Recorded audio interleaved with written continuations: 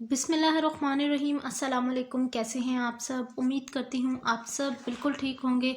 आज की वीडियो है जी क्लास 7 की इंग्लिश की बुक पर और ये है जी अंडरस्टैंड एंड कम्युनिकेट। और आज मैं आपके साथ lesson number 1 an invitation to fight, इसकी जो आगे हमारे पास रीडिंग थी हमने आज शेयर करनी है, वो जो हमारी रह गई थी रीडिंग। तो ओपन कर लें आप पेज नंबर 3। स्टार्ट करते हैं ये लास्ट पैराग्राफ से रीडिंग। जो प्रीवियस अगर आपने मेरा लेक्चर नहीं देखा इस लेसन का तो वो आप लोग ज़रूर देखिएगा, ताकि आपको मज़ीद जो हम अब आपके साथ रीडिंग शेयर कर रहे हैं वो आपको समझ आ जाए। इसके लिए प्रीवियस जो कुछ भी हुआ इस स्टोरी में वो जानना ज़रूरी है। स्टार्ट करते हैं जी रीडिंग को। My heart failed me when I saw him squaring at me with every demonstration of mechanical nicety and eyeing my anatomy as if he were mentally choosing his pawn. मेरा दिल जो है उस time बिल्कुल धड़कना रुक गया या फेल हो गया जब मैंने उसको अपनी तरफ आते हुए देखा, और मैंने ये महसूस किया कि जैसे वो मुझे जो है ऑब्ज़र्व कर रहा है, मेरी पूरी बॉडी को स्कैन कर रहा है कि मैं इसको कहाँ पर मारूं तो इसकी कौन सी हड्डी टूटेगी।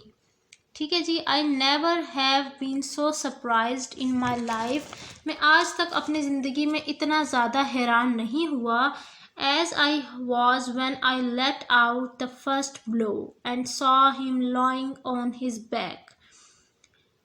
कि कब मैं हैरान हुआ अपनी ज़िंदगी में पहली दफ़ा किस चीज़ पर, कि जब मैंने उसको पहली दफ़ा पहला पंच मारा तो वो अपने कमर के बल जाकर गिर गया, looking up at me with a bloody nose and his face exceedingly foreshortened।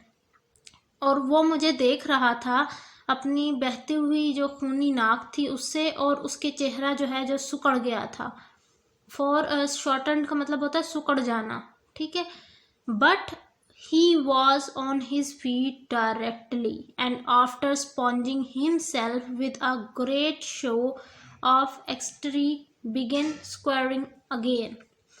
फिर वो अचानक से जो है अपने पाँव पर खड़ा हो गया बगैर किसी सहारे के, और स्पंज से उसने अपने आप को साफ किया। वो स्पंज जिसका जिक्र हमने प्रीवियस लेक्चर में किया था कि जिस पर विनेगर के अंदर जिसको डिप किया गया था सिरके के अंदर, उससे उसने अपने आप को साफ किया और दोबारा खड़ा हो गया लड़ने के लिए। The second greatest surprise I have ever had in my life was seeing him on his back again, looking up at me out of a black eye।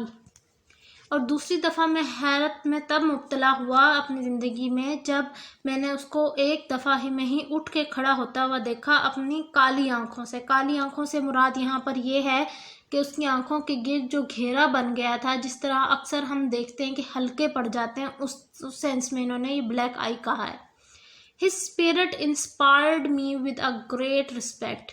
मैं उसकी इस जो है हरकत से बहुत ज़्यादा इम्प्रेस हुआ और मेरे दिल में उसके लिए रिस्पेक्ट पैदा हो गई। He seemed to have no strength and he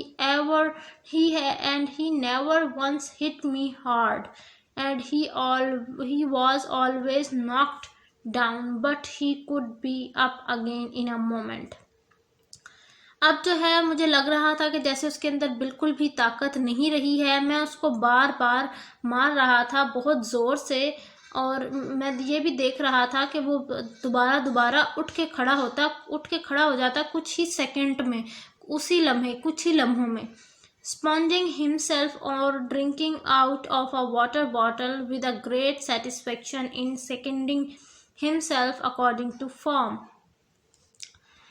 अच्छा, आगे वो क्या कह रहे हैं, फिर वो अपने आप को दोबारा स्पॉन्ज से साफ करता, बोतल में मौजूद पानी को पीता बड़ी तसल्ली के साथ, और दोबारा मेरे आगे उन हालात को फेस करने के लिए खड़ा हो जाता। And then came at me with air and a show that made me believe he really was going to do for me at last. और दोबारा से वो हवा के झोंके की तरह मेरे सामने आके खड़ा होता और बिल्कुल मेरे करीब आ जाता और मुझे इस बात का यकीन हो जाता उस टाइम कि अब ये मुझे ज़रूर मारेगा या मुझे मेरे साथ ज़रूर फाइट करेगा। But he got heavily brushed. अब वो बहुत ज़्यादा ज़ख्मी हो चुका था, बहुत ज़्यादा इंजर्ड हो चुका था। For I am sorry to record that the more I hit him, the harder I hit him, but he came up again and again, until at last he got a bad fall with the back of his head against the wall. यहाँ तक के लेकिन मुझे कहते हुए बोलते हुए बहुत सॉरी महसूस हो रहा है, बहुत अफसोस महसूस हो रहा था कि मैं जितना ज़्यादा उसको मारता वो उतना दोबारा फिर भी खड़ा हो जाता आकर।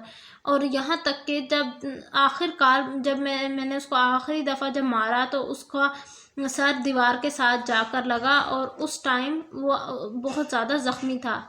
Even after that crisis in our affairs, he got up and turned round and round confusedly a few minutes, not knowing where I was, but finally went on his knees to his sponge and threw it up. अच्छा, लेकिन ये सारे मामलात देखते हुए भी लेकिन वो फिर दोबारा उठ खड़ा हुआ और मेरे इर्द गिर्द कन्फ्यूजन से घूमने लगा मेरे इर्द गिर्द कुछ टाइम के लिए। ये ना जान ऐसे लग रहा था कि जैसे वो नहीं जानता कि वो अब कहाँ पर है। और आखिरकार फिर उसने अपनी जो घुटने थे उन पर स्पंज लगाया विनेगर वाला और जो है उसको फेंक दिया। At the same time panting out that means you have won। और उस टाइम जब वो हार मान चुका था उससे लग रहा था कि वो मैं अब जीत चुका हूँ। मैं इस जो लड़ाई है जिसका मुझे मालूम भी नहीं था कि मैंने लड़नी है उसमें मैं जीत चुका हूँ। ये थी बच्चों मेरी आज की वीडियो। इंशाल्लाह नेक्स्ट वीडियो में हम जो इसकी एक्सरसाइज है उसको थोड़ा सा डिस्कस करेंगे। मिलती हूँ नेक्स्ट वीडियो में, तब तक के लिए अपना बहुत सारा ख्याल रखिए, मुझे दुआओं में याद रखिए। अल्लाह हाफिज़।